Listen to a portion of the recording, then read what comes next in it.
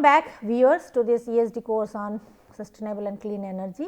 So, in the last class we were discussing about the policy ESD policy for energy education. So, policy 1 we have discussed. Now, we will go to the policy 2.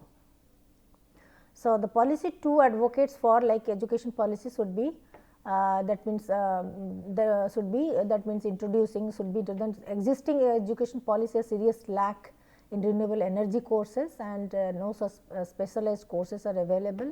So, at the technical level. So, there can be two approaches to increase this to involve the students as the major stakeholder by increasing the job opportunities. The more like for example, more and more job opportunities can be created with the with solar energy sector, hydro energy sector or wind energy sector, or you can say biofuel energy sector. If job opportunities can be created, then and it can be introduced in the technical institutes, then definitely there can be definite improvements, substantial improvement in the consciousness and awareness of the sustainability. So, through the understanding of the necessities of the renewable energy and making it compulsory for all, that means from school education onwards, we can say from the secondary level to higher secondary to higher education, it can be made as a compulsory subject for all the students, for all the students from the school level to the higher education, because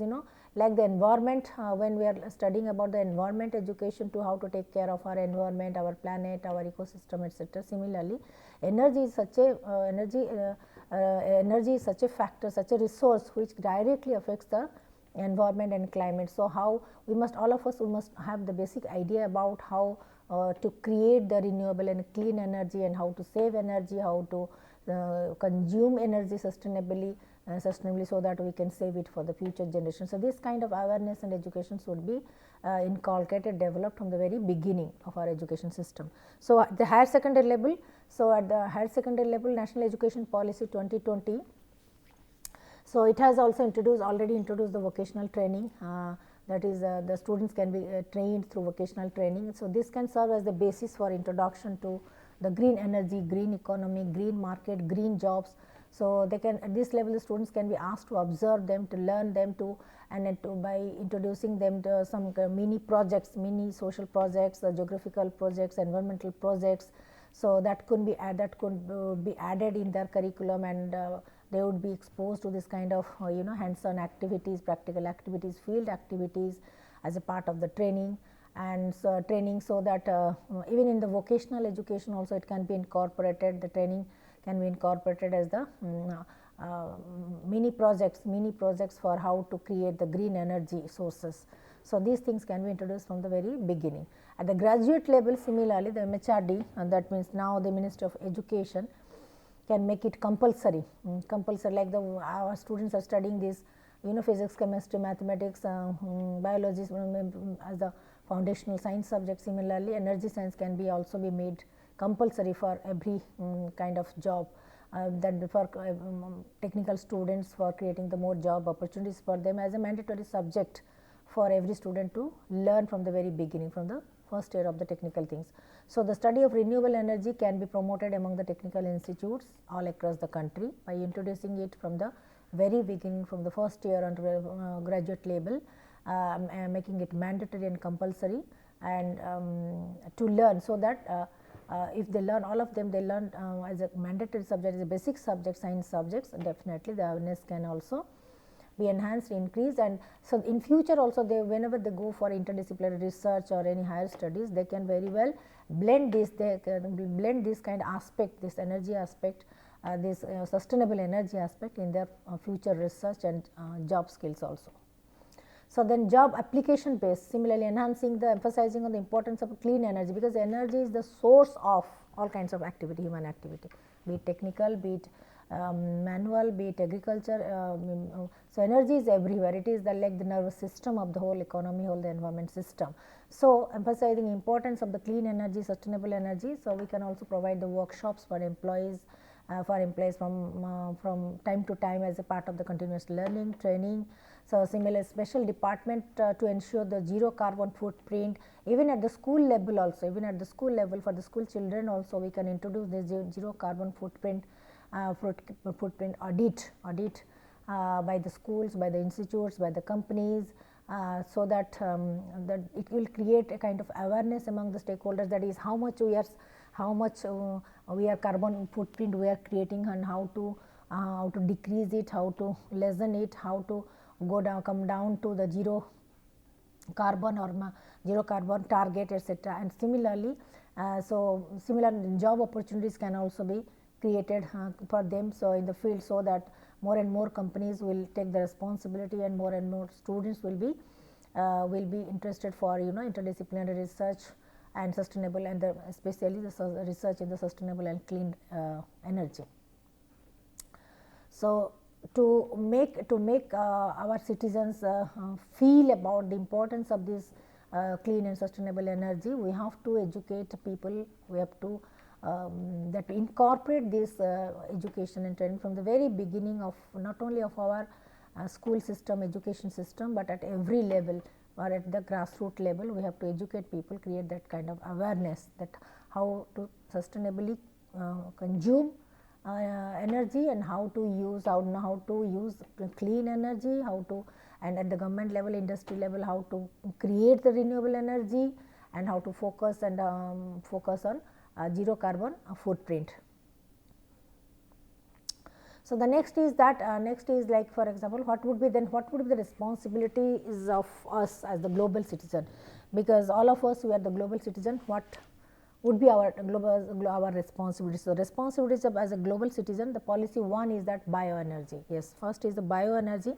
It can be the heart of any revolution in India. The world is waiting for that. So spreading the awareness about the bioenergy by using the biofuel, so implementing that means kind of implementing it at the household level also serves two purposes. Introducing this bioenergy at the household level, the first it serves the two purposes. First thing is that to reduce the dependence on the grid power, electricity or other energy resources. So it helps to cope with the that means transitional or the transition phase, or shifting towards becoming more carbon neutral.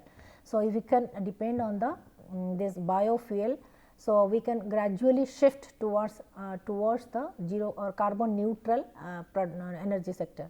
So similarly, it also gives every individual a sense of responsibility towards the global crisis, not to waste energy, to save energy, and how to use it sustainably. Then policy 2 will be, yes, solar panels can be installed for the agricultural practices, for small business houses, small entrepreneurship, some small business and small businessmen like the coffee shops, restaurants, small business houses, small public space, and so with the idea of sustenance of the affordable and clean energy. So the solar panels not only can be introduced in agriculture sector, but in the rural sector for small time businessmen and the other kind of vendors of stationery products, coffee shops, restaurants, etc., with the idea of how to use it sustainable and affordable and clean energy for the sustainable use of energy sources. So then the bioenergy, yes, it is very essential for the country like India. Bioenergy is very essential.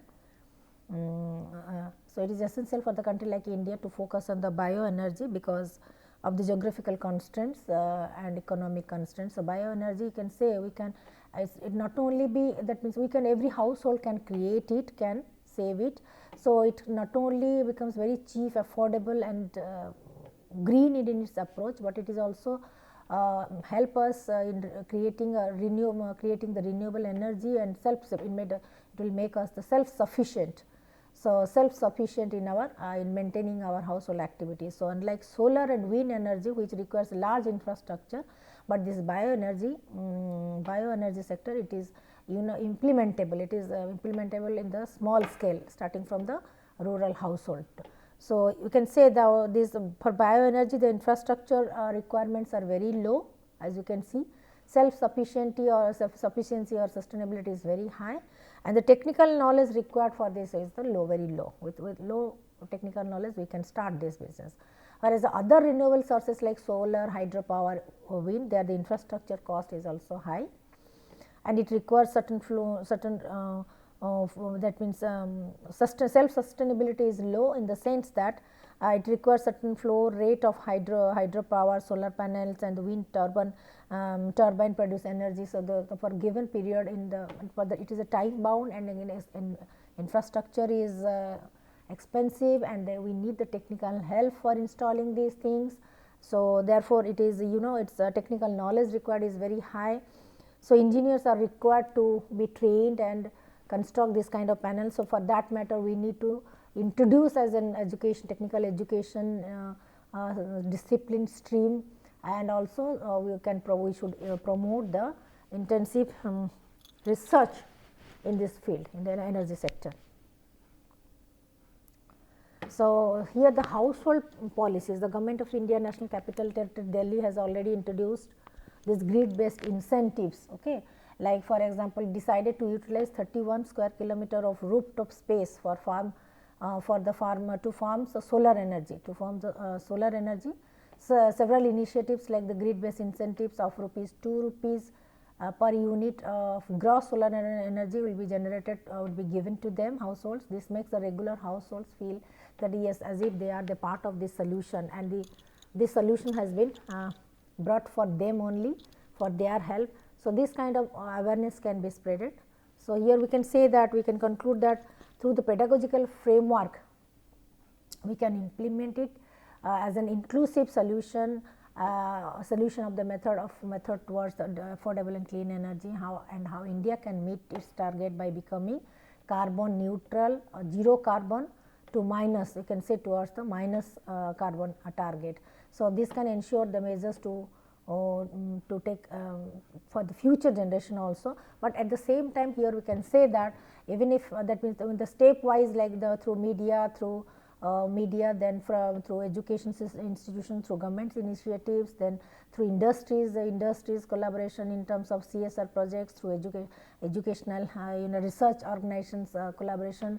So, and by creating the employment job opportunities, the employment sector. So, this the whole system this kind of network, the whole system network or integrated network, then we can, yes, definitely if we can extensively work on this area, we can give our maximum effort, and we are really motivated to invest time, resources, our positive thoughts and effort in this. Definitely we can achieve it by 2030.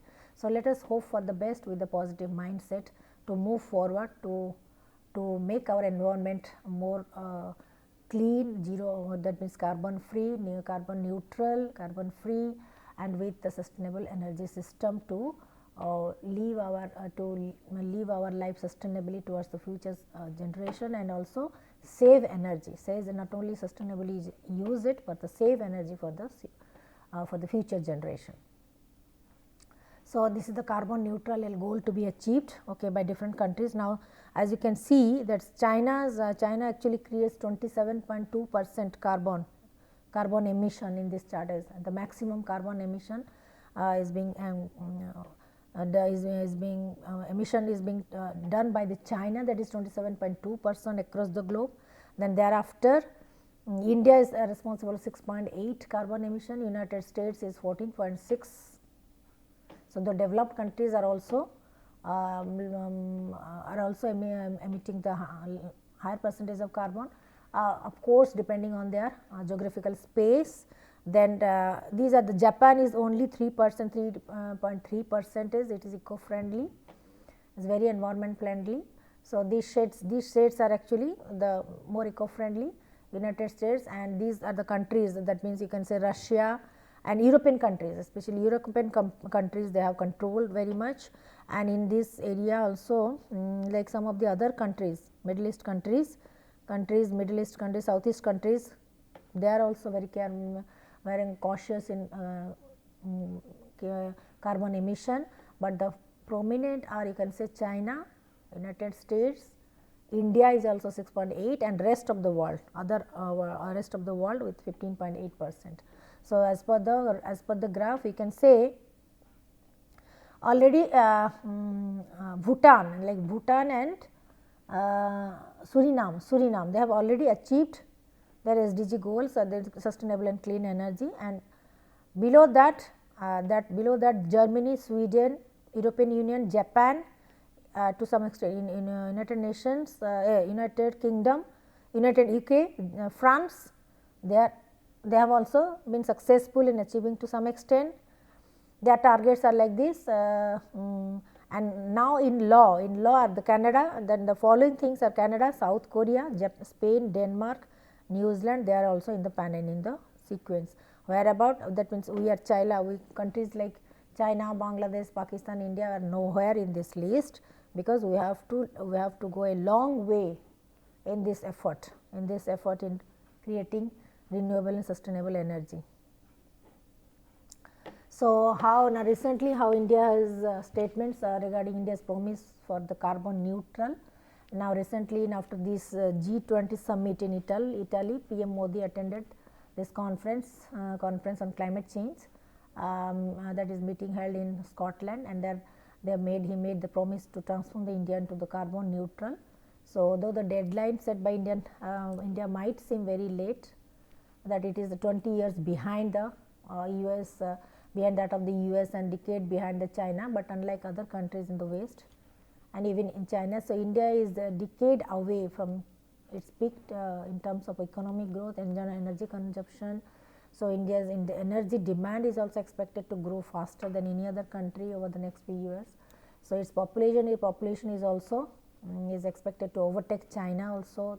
So, that is so energy consumption, energy saving, sustainable energy creation, all these things are also affected by other socio-economic factors like education, population, economic condition, GDP, then job sector, employment sector, health sector, health. So, primarily education and health are the primary social sectors which are directly being affected and been affected by energy sector and also directly influence the energy sector. So, how can we maintain this kind of thing without education, without sustainable health, without good health, and without population decrease or control over the population expansion, without creation of the jobs. So, so that is why it is very difficult for India to reach the target. So, because India is already 2 decades or 2 decades 20 years back. So, as because it is embedded with all these kind of socio-economic problems in this context, in Indian context, socio-economic problems, population problems, then other kinds of economic aspects like because of the low education, poor education, illiteracy, job opportunities or unskilled labors, so job opportunities are not available. So, in this context, to educate people, to create awareness, to update their living standard, and to make them conscious of this kind, saving energy and clean energy, it's a really difficult task, and it will that is why the India is much far behind comparison to China also. So, definitely all of us all of us being the global citizen, and especially being the Indians, we have to make conscious effort to how to update our status, how to be at the international level, how to be in line with the Paris Agreement. So, similarly, the Indian NSG, so that is Nuclear Suppliers Group, India's demand to be the member of the NSG group, that is as to achieve the carbon neutral goal by the set of the deadline. Similarly, India also made a renewed push to the membership of this coveted nuclear supplier group, that is called the NSG. So, ahead of this COP26 climate summit. So, it underlining that its climate and development goals are also tied with this kind of entry into the grouping. So, India also want to be a member of this nuclear suppliers group, NSG group, and this is the data set that as of the 2020 the NSG has 48 participating governments. So, India has also become has also pleaded to become one member of this NSG group. So, in this context, what the individuals can do? Yes, definitely, as the Indian citizen, as the global citizen, at the government level, at the institutional level, these will be the things that we are supposed to do. But as an individual, what can we do? In which way we can contribute? So, the major changes need to come from the government's aspects and business houses, corporate houses, by the scientists, by the And but however, the small changes can also take place from our effort, from our initiative. So that is why, so how can we sustainably use energy so that it can have the limited impact on the climate. For example, taking the fewer flights. So when it is easy to go by cycle, by the walking, or by nearby areas by the cycle, etc. Why to use the motorcycle or four wheelers or the automobile. So again, leave car free or use either electric car. That should be our ventures. Okay, buy energy efficient products like such as washing machines when they need the replacing. So suppose some machines, some old machines, some technology products, they are consuming more energy. So to replace it immediately with the low, like nowadays all the refrigerators and the air conditioning, coolers and all kinds of the electrical gadgets and the equipments are also are being prepared, are being produced with the minimum energy consumption facilities. So that we have to that means replace all our old machines, machineries and the technology gadgets, technology tools, etc. with this new products, with energy efficient products. Similarly, switching from the gas heating system to electric heat pump to that means to minimum as per the requirement, minimum use of sustainable use of water pumps, sustainable use of electricity, sustainable use of gas, all kinds of the consumption. So that is how we have to develop a kind of sustainable consumption style.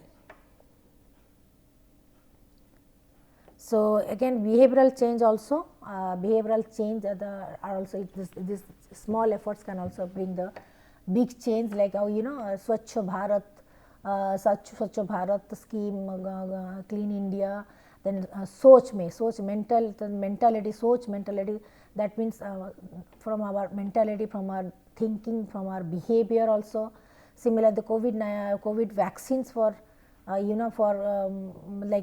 example vaccines to, that means to enhance the sustainable health, like India Ministry has already achieved the 100 crore target. Similarly, so for example, some vendor sells ice creams and aloo, etc. the near my house illustrations, like the vendors who are selling the ice creams and aloo chat in the leaf cup, that means using the sustainable packaging, green packaging instead of plastics and a single use of plastics, and instead of using the plastic, etc. we can also have this and eco-friendly leaves, eco-friendly packaging systems can also be used.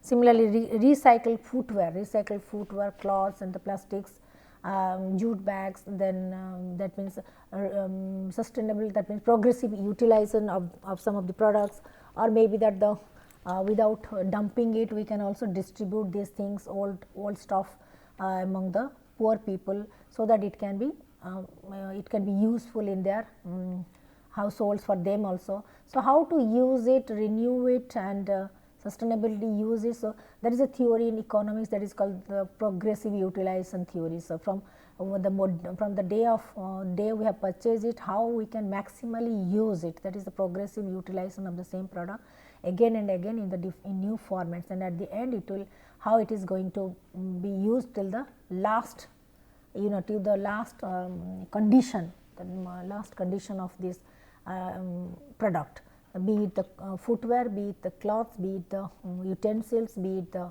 other consumable consumable items.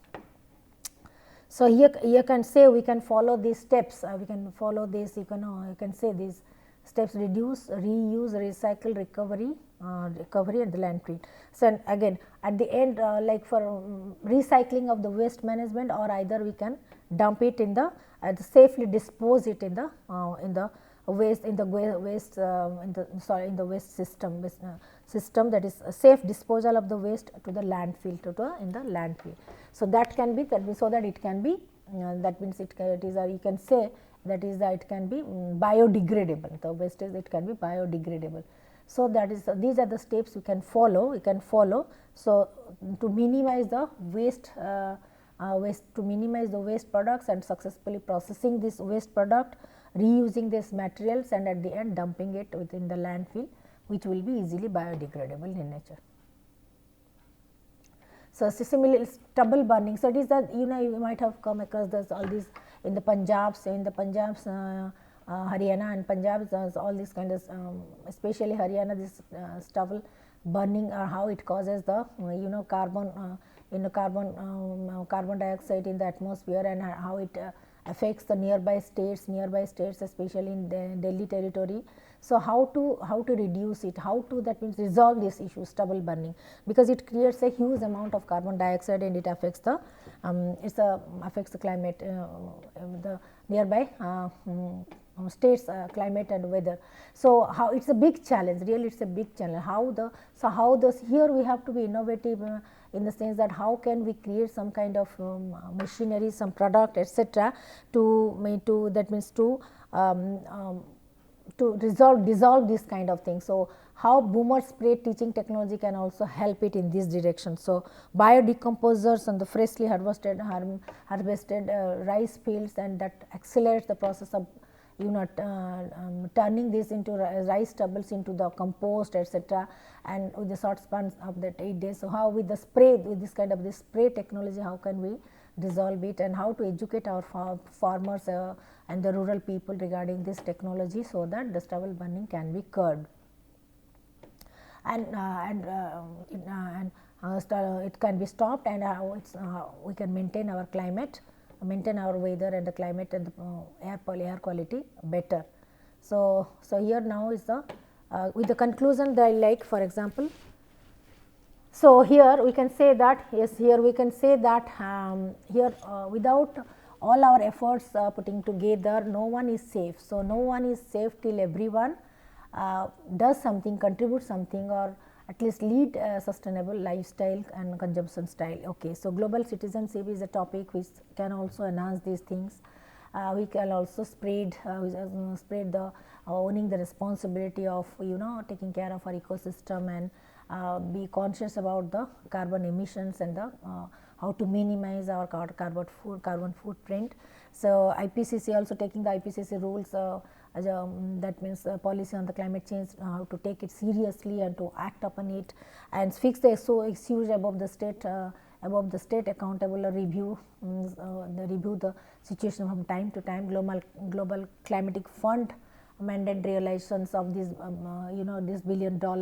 So, it's how to use it sustainably, then the implementing the laws, customary laws to all the member states, and how within the country also how should we comply to the national laws with regard to the environment protection, environmental regulations, environment that means quality control.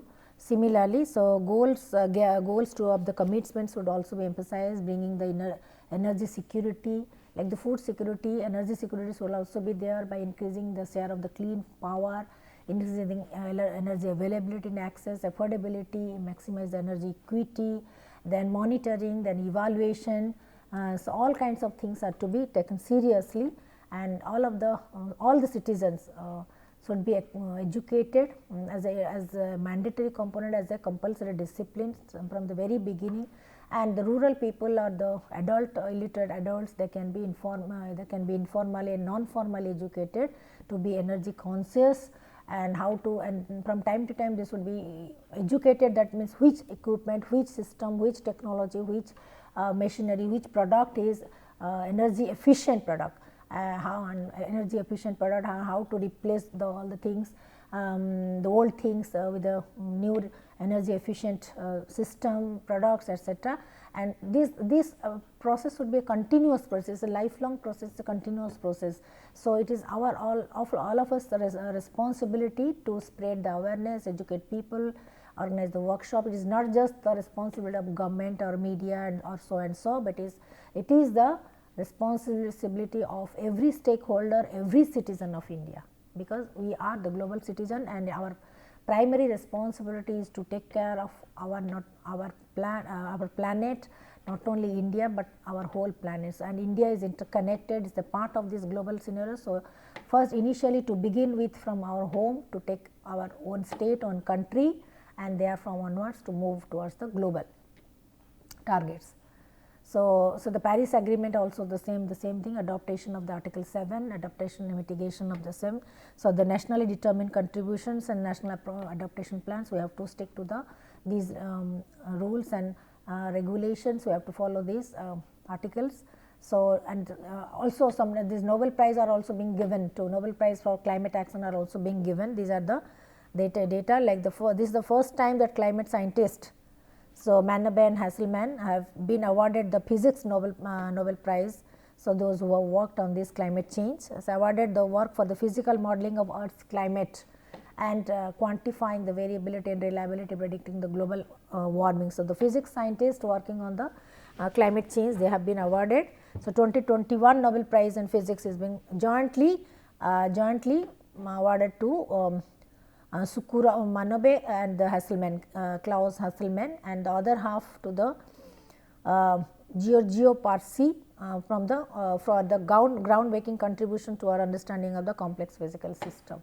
So these are the things that has to be, these kind of things should be spreaded, disseminated properly, so that more and more students, more and more professionals will be involved, engaged in the energy research and development. So these are some of the things, as we have already seen, that these are the climatic change challenges we are facing: greenhouse gas emission, global warming, storms, floods, hurricanes, disasters, all kinds of things. How can it be mitigated? How it can be resolved? So solutions like Paris Agreement, we have to follow the Paris Agreement, take the action against the climate change, then again mitigate adopt the climate change thing by reduce the emissions, okay, by use the, and by engaging ourselves in more advanced research, scientific research on climate change and energy, and protect the most vulnerable against the climate change, that is our greenery and our planet Earth. I think we are going to conclude this topic, that is sustainable, affordable and sustainable and clean energy. So I think so I am concluding here only. Thank you very much.